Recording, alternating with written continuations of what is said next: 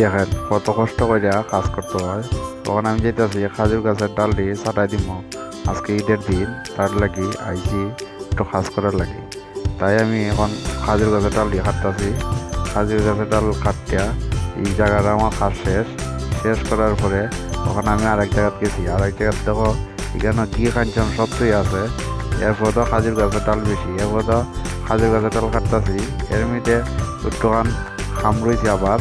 তখন সাফাই শেষ ওইটা গেছি আর একটা খাজুর গাছে তুলে। এর মধ্যে দেখো রে ভাই আমার খাটা লাগতে আছে। খাটা লাগছে এখন টুকো পাইছে, এমন টুক এখন কইতে পারি না, সইতে পারি না। এখন কিতা করবো? এর মধ্যে ফরমে না হয়তো খাজুর গাছে শুধু গাছটি আরেকবার কাটতে দেবো, হইছে না। তারপরে রে ভাই কিতা করবো, আবার কাটতে দিলাম। দেওয়ার পরে এরপর দেখো রে ভাই কিতা করলাম। এরপর দেখো আমার শেষ করিয়া আমি যাইমু।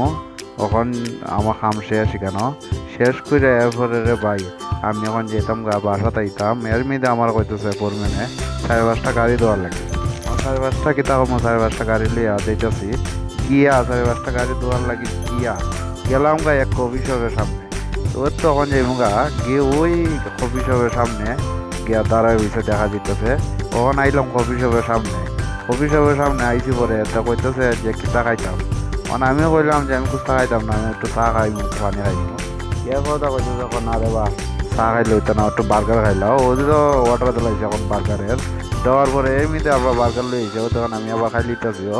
তখন খাওয়ার পরে রে ভাই কিতা হইছে দেখো, আমার টিস্যু দেয় না, টিস্যু দেয় না।